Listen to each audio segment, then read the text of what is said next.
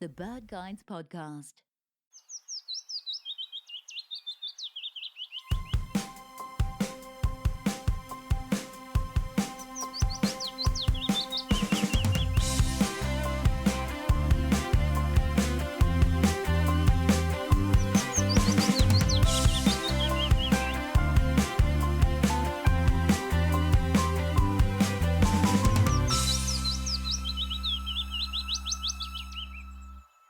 Welcome to the BirdGuides Podcast with me, Josh Jones, and today I've got David Campbell with me. Hi, David. Hiya.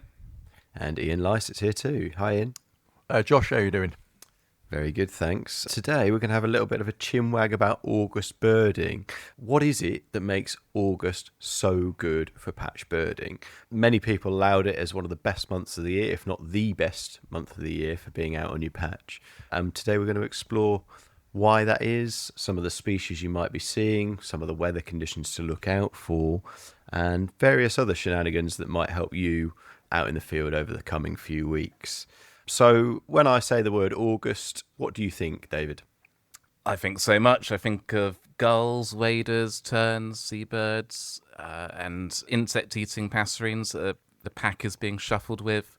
Think of looking through mixed flocks, and we'll go on in more depth about some of those aspects later on, I'm sure. But yeah, that's what springs to mind. And yeah, beautiful mornings with fruit in the hedgerows, and yeah, beautiful times.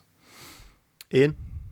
Yeah, likewise, you start to get the feel that migration's beginning to really pick up and kick in. Lots of juveniles that have fledged and are trying to make their way south back to Africa or wherever they're going, and you get that feeling that birding and birds are building up to that big exciting autumn period. Be out locally looking at the local patch and watching for terns, gulls, waders, warblers, just taking it in really. Yeah, absolutely. I think August is a time of bountiful birding. I think that's one of the best words that I can use to describe it. It's just that time of plenty. It's post-breeding season, as Ian says. There's lots of young birds in the hedgerows or wherever you might be. There's lots of birds about. The weather's still good. You got that nice mix of warm summer days still, but then it's starting to feel a bit like autumn as well. You're getting the sort of the colours and smells and sounds of autumn as well. So yeah, it's an exciting time, and I just think that transition over the weeks in August from kind of the height of summer through to the excitement of the autumn, just it's a time that's well worth warranting as much time in the field as you can. There's a real tipping point from the weekend of August where you really start to see migration and autumn kick in. Absolutely great. Yeah, absolutely. And the thing is as well, I would say that pretty much any weather conditions in August can be good for birds. It obviously depends exactly where in the country you are and what sort of patch you have. Let's take, for example, easterlies at this in the month of August. You can get drift migration in full force. Generally, when there's a prolonged spell of easterlies, you start getting loads of birds appearing on the east coast, things like pied flycatchers, redstarts, various warblers, and they start filtering through the country on their way south. So it's a good time if you're a patch birder inland. If you see things like pied flies turning up on the coast, you know that they're going to be in play over the coming week or two, wherever you may be. And then, of course, the opposite is true as well. Like when the westerlies kick in, you know it's going to be really good for sea watching, or possibly even the odd early American arrival too. There's plenty of scope for exciting finds, both locally and nationally at this time of year, I feel. Oh yeah, absolutely. August can create some classic fall conditions where migrants, thinking about heading off to Africa from Scandinavia and further east, set off in high pressure, and then they get into that easterly airflow, drives them across the North Sea, and then if they hit an area of wet or low cloud and they don't like it very much, they all drop down onto the coast. Over the years, I've seen some really good falls along the Norfolk coast and Suffolk.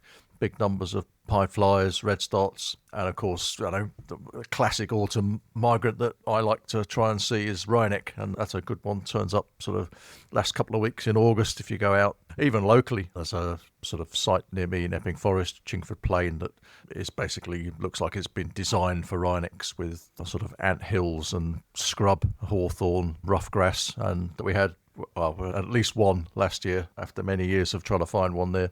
So that was excellent. There was another one near our old office in Wood Green at Ali Pally, which by the cricket pitch there, that had wryneck a couple of Augusts in a row, actually. So that's a classic autumn bird for me. right next to sort of pin-up bird from the scarcer bracket. But what would you say in terms of kind of August or early autumn species? Which are the birds that really everybody should be looking out for, no matter where they are, David? I think I look back on my times patch watching and now as I carry on, and birds like sedge warbler, wood warbler, basically all the warblers are on the move, as are flycatchers. So Whinchat is a classic August bird, but also the same applies for wheatear and spotted flycatcher. Tree pipits on the move. Yeah, August really feels like, obviously seabirds aside, it feels like a month when it's all to play for both inland and on the coast. It almost feels more equal in August than any other month in terms of just a general variety of birding. It's just it feels like the pack is being shuffled for everybody. Indeed. I think there's some classic passerines there that you've mentioned, and they're always at the forefront of my mind, especially in the second half of the month, which is really when it tends to get going around me here in South Lincolnshire. But we've already alluded to it on a couple of occasions. Waders are such a prominent part of August as well. I think about classic species such as Wood Sandpiper. That's always feels like a textbook August bird to be on the lookout for. Also in August as well, you usually get in the first juvenile waders. That's always a big moment in the birding calendar. I feel like I always look forward to seeing the first flush of juvenile waders on their way south, not least because the plumage is always pristine and beautiful, unlike the rather tatty adults at this time of year, but also because they tend to be the showiest of the waders. They've got that kind of naivety about them, and you often will end up having some really memorable encounters with juvenile waders on the move this month. And you may well have been the first person that they've seen in their lives so far. That's the amazing thing about it, isn't it? The bird that's been born on the Arctic tundra somewhere and it's heading south on its first migration, and it's quite humbling, really, when these kind of things drop off and stay at your patch for a few days and feed up before they continue their migrations. I think it's really special. In terms of waders, I think we've got birds such as Wood Sandpiper earlier in the month, some of the Tringer species, but also later in the year you start getting the high Arctic birds, of course. It's a time when the first curlew sandpipers and little stints start turning up as well. And they're always a big prize in land in my parts anyway, and it's usually the same across the country. Yeah, absolutely. And things like golden plover, snipe, ruff, they can be really high quality local birds for a lot of people as they leave their breeding grounds. I remember back in Surrey, I used to often encounter my first golden plover of the autumn in early mid-August, going over, often still in summer plumage. Yeah, they're always things to look for too. It doesn't have to be these reportable species on a national level. It can be those lower key arrivals.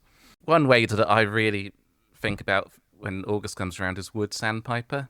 Don't know about you guys. You probably get that on your patch too every year. Yeah, almost every year. It's a bit of a rare up at the King George V Reservoir, which is my local patch. That's on the Lee Valley, edge of London Essex borders. Yeah, it's sort of concrete edge. It's not exactly ideal wader habitat, but it does draw down Wood Sandpiper occasionally. And when it does, they're a fantastic wader. A lovely, crisp juvenile. As we said earlier, so it often hasn't seen a human before, so they're usually quite tame, and you can stand there and they'll regularly wander past at almost point blank range as they're looking for food on the edge. Yeah, I really like them. Really good.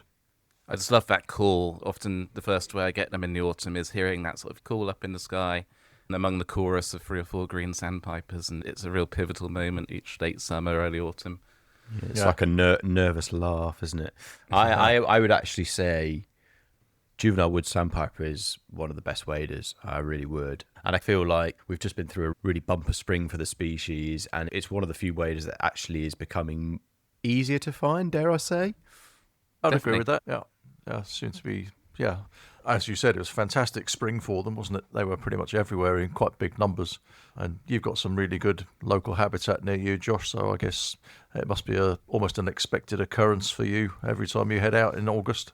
Yeah, it's not quite every time, but certainly you usually get a few come through in August and early September. You usually get the first one second half of July. Yeah, I haven't had one yet, but it's imminent, surely. So you've got a bit more of that proper mud that they like. They really like Ian says, a concrete bowl isn't really their thing, is it? Yeah, you do find that, don't you, where various waders have their sort of preferred habitats, and yeah, those kind of like muddy margins are better for your tringers. Another one that falls into a similar bracket is spotted redshank, which I'd also say is a really nice target bird for August because it's when the juveniles start coming through. So again, mid-August time onwards, I'm really tuning in for spotted redshank. Always look forward to seeing them because that is genuinely a much scarcer bird these days, so much harder to find, and much not that a wood sandpiper isn't rewarding, but a really nice fresh juvenile spotted redshank is a real prize. Yeah, and wood sandpiper feels like it can turn up almost anywhere, even if you had a temporary puddle on it in a farm field. It's plausible that could turn up, whereas spotted redshank feels a little bit more locked into traditional places, doesn't it, that they've always stopped off at. It's not all about these reportable waders either. I quite like looking at my local sites at this time of year, and you're getting things like green shanks moving through, but you're also getting the juvenile common redshanks, and it's like, where are these birds come from? Are they locally born? Because we do still have a few sites that support breeding redshank locally, but are they local, or have they come from, I don't know, the Norfolk coast, or have they come from somewhere further afield? Have they come from Scandinavia, Iceland? That's part of the fun with waders, isn't it? They've got various flyways, and the bird that pops down in front of you on your local water body, it's a wonderful game trying to guess where it might have come from. Yeah, I love daydreaming about that, and Ian and I both are regular visitors to the Nordic countries, and we may well have been seeing some of these birds on their breeding grounds back in the summer, and then, who knows, crossing paths again August time. Yeah, exactly. Yeah, totally. Have you guys ever had any ringed waders on your patches? Other than blackwits. There was a colouring black-tailed godwit, but you couldn't really work out exactly what the combination was, and it didn't hang around for very long, which was unfortunate. But yeah, they're really great to see, regardless of whether they've got rings on them or not, to be honest, locally. Just thinking about that concept of tracking where they've come from. I've had ruff from Scandinavia, Oh, nice. turnstone from Iceland, a couple of other things that we weren't able to trace. So yeah, it's quite fun. And obviously in the autumn, when you tend to get these juveniles that are a bit showier, they can be a little bit easier to read the codes. But yeah, what other waders stick out to you for August?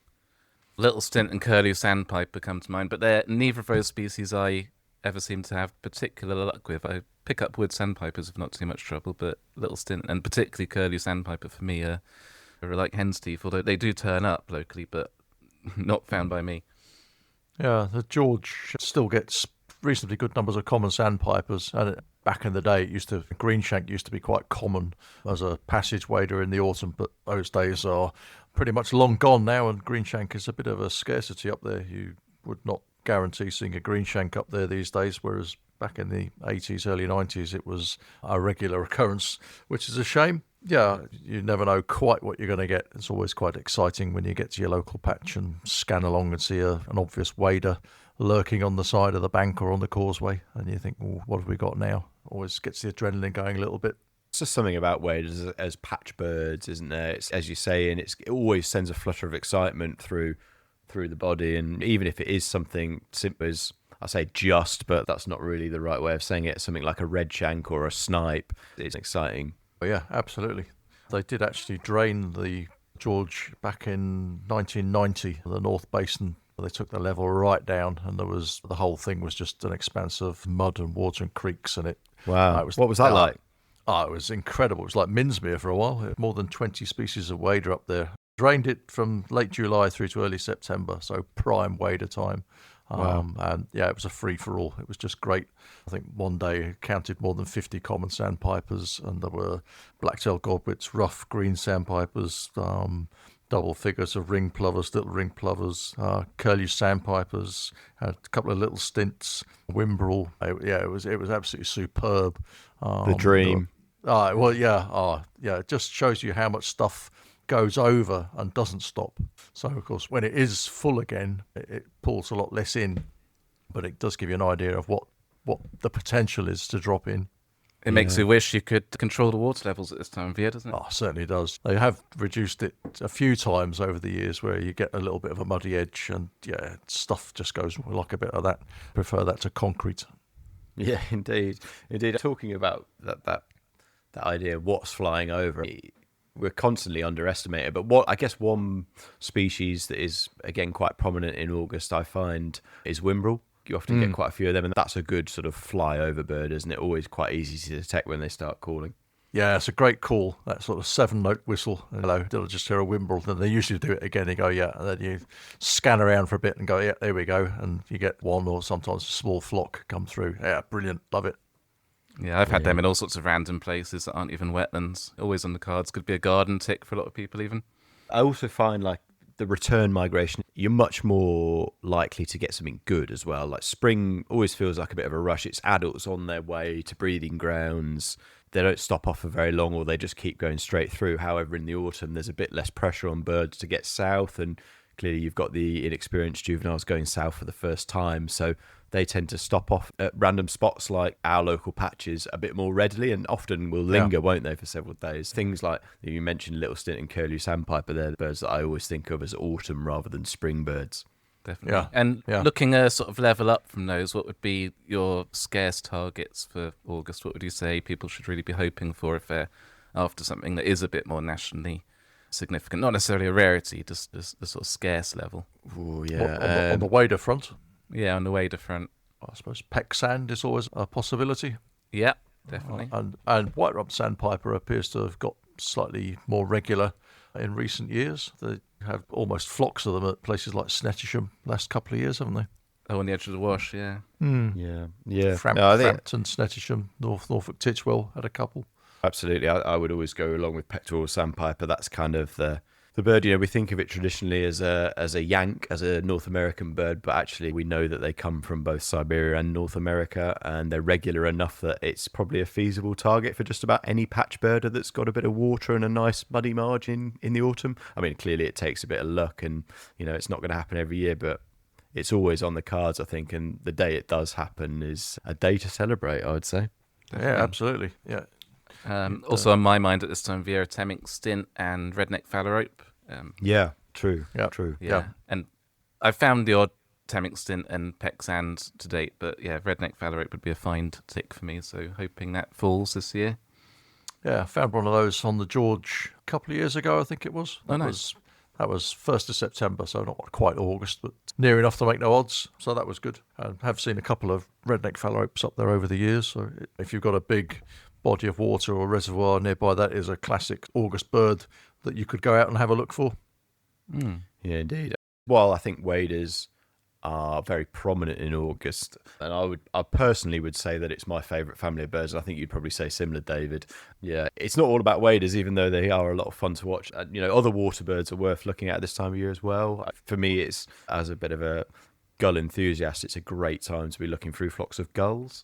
Yeah, I love heading down to the beach in the evenings in Hastings here and looking for yellow-legged gull. Is not guaranteed, but it feels like there's a sort of 60-70% chance each time at this time of year of getting one. And Caspian gull is still a bit more of a prize here, increasing, but still a bit of a prize. And very satisfying to look for. It's August, it's time to be getting the juveniles, isn't it, really? That's the new season. The young birds of the year have fledged and they start dispersing. And again, like pretty much anywhere that you get congregations of gulls, even just small groups, are well worth checking for Caspian and yellow-legged gulls on the move. Another one for me, it's actually a strangely scarce bird in my area, considering there's quite literally thousands of them on the Norfolk coast, is Mediterranean gull. Again, similar vibe, checking post-breeding flocks of gulls, whether they're following the plough in the fields or resting at some of the local gravel pits.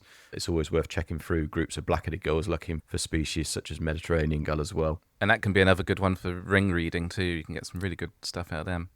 Yeah, definitely. I think it's probably worth a quick shout out for flying ant days as well. Always a classic kind of August phenomenon, isn't it? Those hot and still days when the flying ants just go wild and the gulls are up swarming, catching them. They're always memorable days. I often go through quite long periods of August where there's no gulls at all across my patch, and then suddenly the flying ants get going and you can suddenly have a flock of 1,000 or more black-headed gulls to go through. So always worth looking out for the flying ants.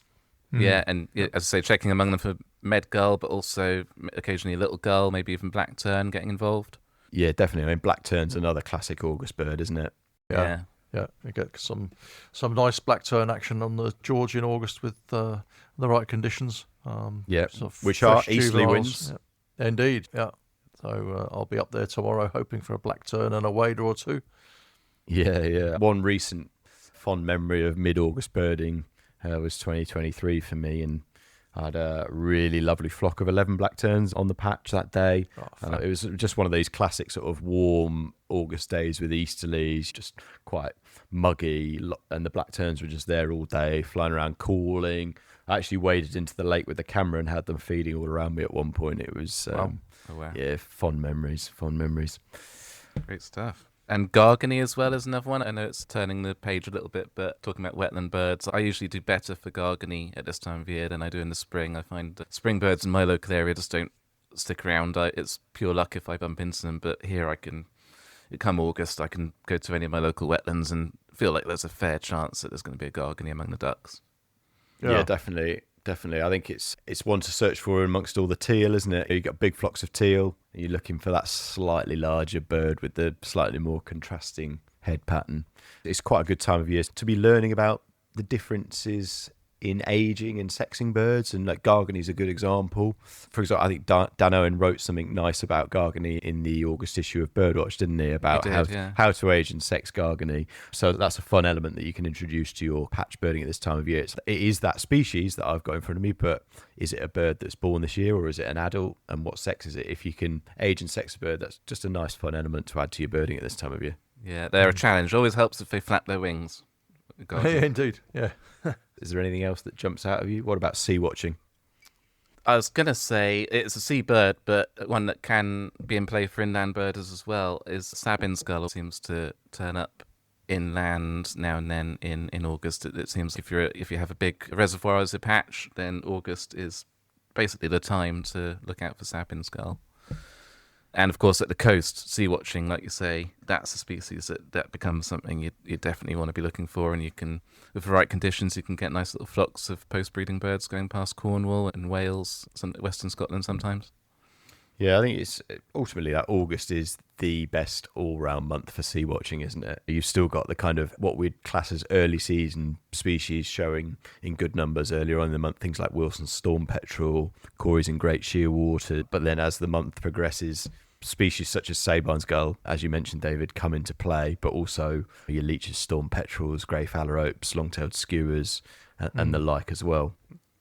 Okay, we'll take a short break and we'll be back soon with more August birding chat. Welcome back to the BirdGuides Podcast. Before the break, we were having a little chat about sea watching. Now, of course, not all of us are fortunate to live by the coast, so this isn't a sort of typical pastime for all of us in terms of our local birding. But one thing that anybody can do is look skywards during the month of August. And it's actually a really good month to be on the lookout for raptors, both migrating and post-breeding birds. David, have you got any particular species you'd think about looking for in August? It's been a month that I've encountered migrant ospreys, slightly on the early side, but roaming adult ospreys going out, and also harriers, I think of it as a good month for. So if you're in an area where marsh harriers don't breed, that species comes into play in August as juveniles disperse. Even hen harrier I've had on my old patch in London in August. Yeah, they're just a few. I have failed to see osprey over my local patch in spite of many years of looking for it. Missed them several times by not very much, which is always great. So I'm hoping that maybe this is the year and I'll get a juvenile flapping slowly down the Lee Valley towards London.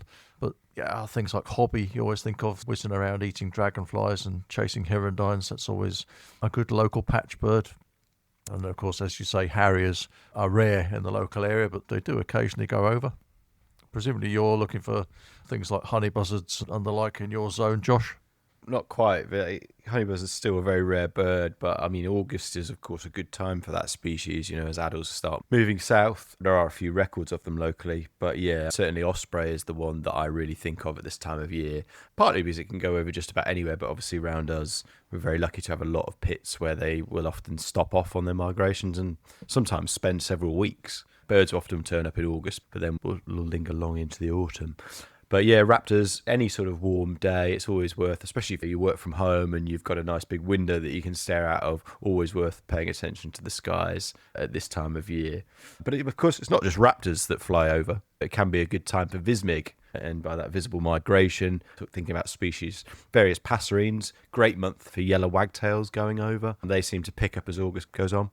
Yeah, a big feature of August for me is getting up early and particularly on a nice, fairly still day, just a bit of a breeze, just hearing that lovely soft call of yellow wagtails in the sky, trying to spot them. They're quite difficult to see in the blue. And if you really tune your ears in, the odd tree pipit among them too. Yeah, it's Yeah. interesting. Tree pipit used to breed fairly locally, but it's a bit of a mega rare at the reservoir. I've only ever seen 2 in all the years that I've been there. So yeah, it's very odd. We just don't seem to get them for some reason. Yeah, it's strange. Yeah, it's a tricky bird. I think you have to be out early, and this is one tip I'd always say to people if they're going out for tree pipit. Best time always feels like the first kind of hour or so of daylight, basically up until the sun rises, and not long after that. That's usually when I've had mine, very early in the morning, usually around sunrise or just after. And I think there's actually a recent paper that's come out about nocturnally migrating passerines, and it seems to demonstrate that these birds do rapidly drop off in their movements an hour or more after sunrise. So definitely, if you want to catch a vismig tree pipit, and yellow wagtails for that matter, it's always worth being out early, I'd say. Yeah, I know people who have been running knockmig at this time of year, and just the incidental aspect, like you say, of recording that first bit of daylight when they wouldn't normally be up birding, it's transformed their understanding of how common tree pipit and yellow wagtail are, particularly tree pipit, in their local area, just because they wouldn't normally be getting up that early. So you're just saying that I need to get out of bed earlier, is that it? Pretty much, you need to up your game, yeah. Yeah, I think it's. I mean, one of my sort of ideal August birding days would be.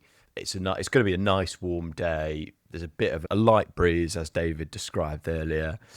Get up to my local bit of farmland and start early. So you're out listening for things like yellow wags and tree pipits going over first thing. Then the sun will come up. It'll start warming up, and in that next hour or so, it's a great time for looking out for things like Whinchats and wheatears, these kind of birds that can occur anywhere really on farmland, but like a bit of scrubby or rough ground. And they seem to drop in at the end of the night and then start to feed and become a bit more prominent as the temperature's warm. Yeah, I feel it's a case of waiting for thereafter the insects, which will obviously be more prominent later in the day as the sun tempts them out. And also it's a little bit of a case of them, like you say, they might have dropped out the sky early in the day and they're filtering through, trying to find a nice bit of habitat that they eventually settle on. And often still during the middle of the day, I'm seeing them looking like they're actually skipping through the landscape and still looking for somewhere to stop. If they're not just looking to make progress all day long anyway, some of them might do that at times. Yeah, absolutely. And I'm sure many of our listeners already have well-established routes that they take at this time of year. But if you're just getting into the hobby and you're thinking about looking for a local site near you that is particularly good for these kind of migrating passerines, it's well worth exploring some areas, try some walks out, perhaps use OS Maps or Google Maps to identify interesting looking areas. I'd certainly say Google Maps in terms of the satellite imagery makes that a little bit easier. If you can find a nice bit of rough ground in the middle of farmland, that's often where these birds will gravitate to, especially if there's nice mature hedgerows as well. That always helps. And for example, near me, I've recently been working at a site called Milton Airfield over the past couple of years, and considering I live in the fens or on the edge of the fens, Milton's kind of the altitude's about 50 meters, so it's not much. But in my landscape, it's on the edge of the fens, and it's the first noticeable hill. It's this plateau of a hill, and it's got lovely hedgerows and rough ground, and it's a site I identified as worth a look. It's had a track record historically of producing the odd Whinchat, red star, etc.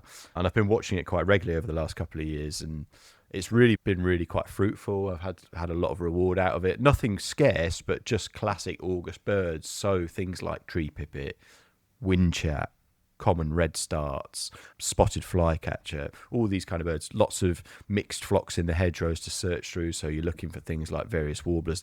Always love seeing autumn lesser whitethroats this time of year, that lovely frosted plumage. They're gorgeous, yeah. So yeah, definitely look to identify a nice habitat like that near you, and then just persist with it and give it a go and see what you can turn up. And I think you're very right with the altitude, even if where you are it's a matter of it doesn't sound like a huge hill. I've often found high ground makes such a difference, almost to the extent that it's like turning a tap on and off. As soon as you get to the highest point in an area, it gathers birds up. I've seen a study or two that says that altitude is one of the biggest determining factors of what draws birds in on migration to make landfall. That's really interesting. They're far more likely to land on high ground. I almost think of them as like vertical headlands at times. Some places I'm familiar with that are a few miles inland are about as busy in August as places like Beachy Head per square kilometre for birds like warblers and flycatchers. Interesting. The Lee Valley flyaway, as it were, it's really good when you're on the George on the east side and you're watching warblers moving. You can actually see them moving down the valley through the scrub that lines the side of the river. And as you say, getting a few really nice crisp lesser whitethroats and juvenile willow warblers, chiffchaffs, blackcaps, occasional garden warbler will go through. But you can actually see them moving south down the line of hedge. It's really quite excellent to watch. And then behind that, we've got some rough paddocks, which scan the fence line and the ragwort. And in August, you can generally get a couple of Whinchats. And always hoping for something rarer, but I'll take a Whinchat at the moment. It's great. Yeah, absolutely. What you described just summarises or epitomises the dynamism of August birding, that the fact that no 2 days tend to be the same, and you can often actually see birds moving, not necessarily even just overhead. I just love that about the month, and filtering through these flocks of birds moving along hedgerows and so on and so forth is all part of the fun. Occasionally, something really thrilling will pop out. I'm glad you mentioned willow warbler, by the way. I mean, those lemon yellow juvenile willow warblers, they almost feel like a different species to the ones that turn up in April, don't they? I mean, it's so good, even though it's a common species, but they're just brilliant. But yeah, just it's sort of seeing them popping out the hedgerows amongst a tit flock and just soaking them up, knowing it's the last time you're going to see them for 6 months or so before they're back again the next spring. It's sad, but also exciting at the same time. Yeah. I think it's a month where patience and repeated visits really pay off. Like you say, no 2 days are the same. Sometimes it can feel even within 1 day, 2 visits are sometimes not the same. It's often worth going out again in the late afternoon. It's not like spring where a lot of activity, at least for passerines, is focused in the morning. These birds just filtering through. They're not really bothered what time of day it is. They're just after fuel to migrate, and after making some progress, they're going to be moving through the landscape. And it's well worth getting out at least twice in a day if you possibly can, before and after work maybe. Yeah, definitely. I mean, I've certainly had that with things like Whinchat and wheat here. I've had it where I've done a circuit first thing in the morning, there's been nothing, and all of a sudden you go back kind of 8:30, 9 a.m. when it's warmed up a bit, and then out of nowhere there's a couple of Whinchats, and then an hour later they've gone again. So they're obviously just still on the move. But yeah, Whinchat's a classic August species, and it is one that features. It's actually on the front cover of the August issue of Birdwatch. And beautiful photo by you. Oh, thank you very much. I'm glad you mentioned it. Yeah. So it's focus for a change. A really great article in the magazine as well from Ed Stubbs on Whinchat, not just how and where to find them, but also how to age and sex them, because that's going back to something I was saying earlier. It's a good species to hone your skills of aging and sexing birds with. Yeah, it's that article really. If you're a new birder, it'll tell you a lot about how to find Whinchat and how to tell them apart from species that are superficially similar, like stonechat. But what Ed's done brilliantly as well is if you are an experienced birder, I'm sure you'll learn something new about aging and sexing them. I find them quite challenging, and I learnt some stuff going through Ed's article and finding some photos, trying to check ages. They are tricky, not least because a lot of the time the scapulars obscure a lot of what would be the key details in the wing if you were a ringer and you were handling them. But in the field it's a little bit of a different challenge, but there's still clues you can look for there, which are discussed in the piece. Yeah, totally. And I think as we were on the theme of tips for August birding, the one I'd give is check BirdGuides, see what's going on nationally. So often I have it where people say to me, I'm not a twitcher, I don't need to use BirdGuides. And I say, I'm not really a twitcher, I just use BirdGuides every day. And it's really useful for me to see what's going on around the country, see what species are on the move, whether it's an influx of black terns or exactly, whether it's pied flycatchers arriving on the east coast. All these kind of indications, the news that you're seeing on the BirdGuides app, they're great indications for me to go out and I know what to be searching for, and it kind of hones therefore my patch birding tactics where I decide to visit. For example, if there's loads of pied flycatchers on the coast, I know that in the coming days it's going to be a really good idea for me to be checking hotspots for passerines. Equally, if there's an influx of little stints, let's say, then I'll be focusing on my local wetland. So yeah, I'd always be using the BirdGuides app at this time of year. It's an invaluable tool for guiding my patch birding, I would say.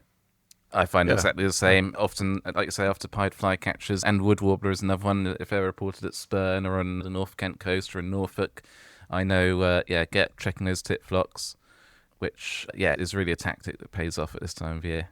Yeah, you get other things in with the titflock sometimes, don't you? Always hoping for a wood warbler or something slightly more left field. And yeah, just watching big numbers of post-breeding titflocks getting together and ploughing through the scrub is always entertaining as well.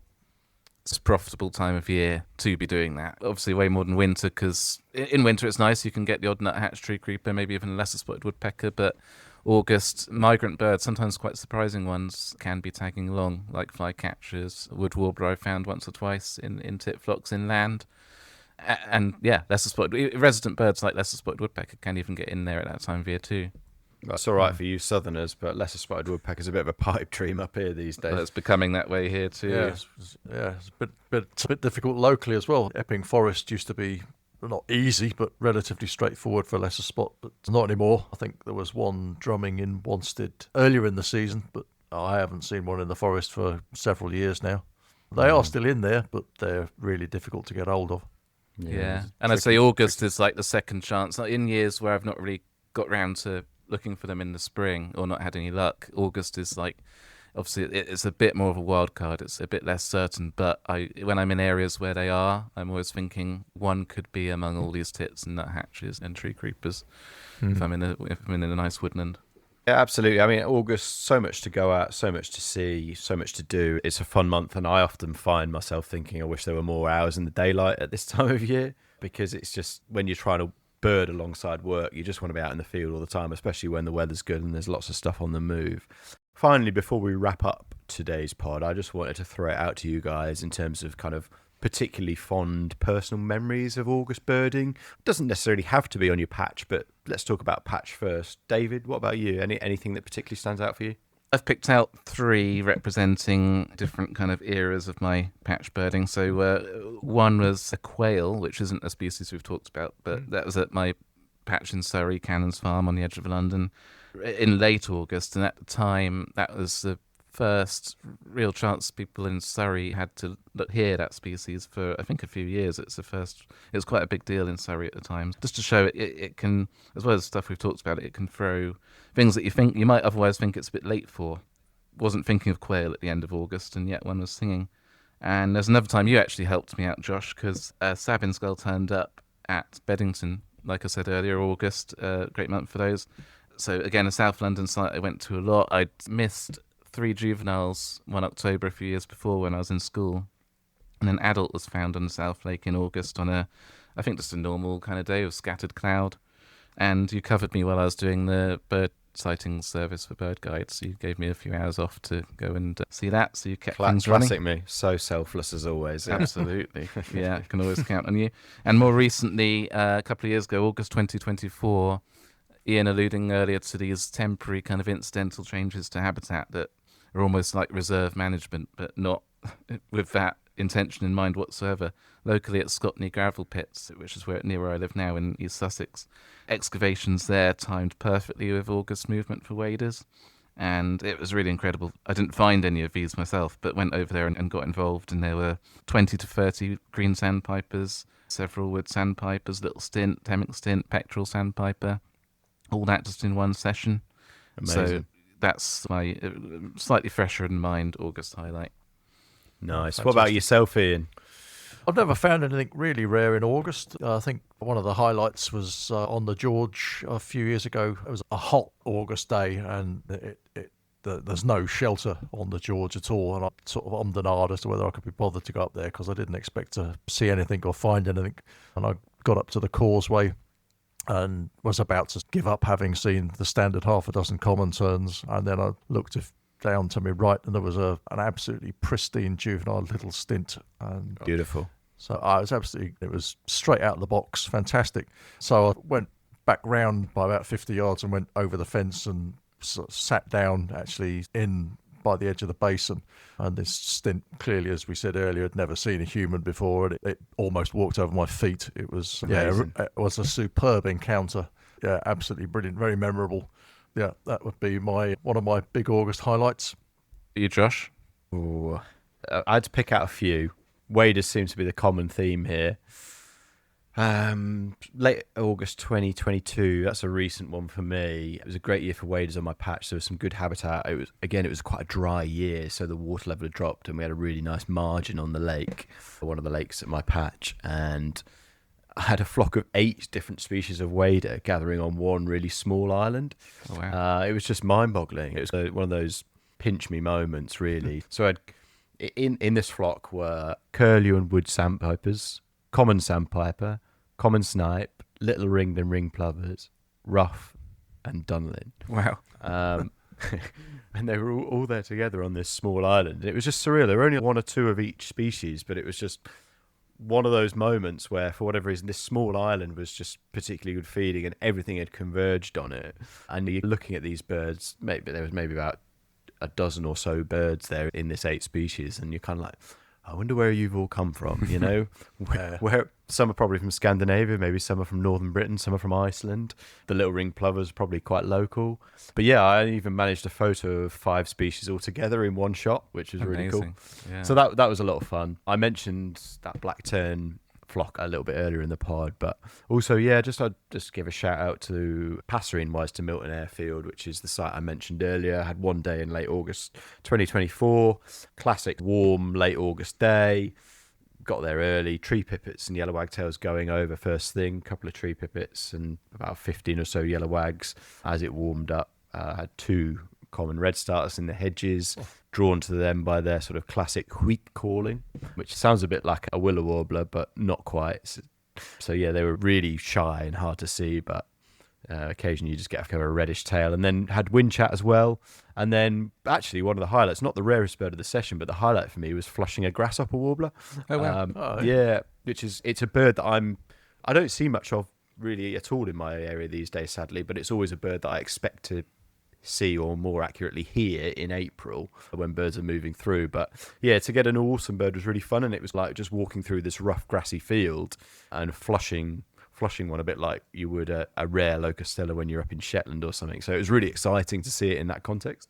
I had one like that in Surrey a few years ago, flushing up with house sparrows on the edge of really? the field. Yeah. Wow. Bizarre. Yeah, it's quite. They always take you by surprise, don't they? Because I don't know what it is. That's how you are going to see them, but they always surprise you and weird you out momentarily. It's like, whoa, what was that with that really big, long fan-shaped tail? Yeah, and you're very right about redstart. That's a good sound to be tuned into. It's very subtle, isn't it? It's almost between a willow warbler and a chiff-chaff. And also nightingale is a good call to internalise at this time of year, because they could turn up in random spots. Yeah, very true.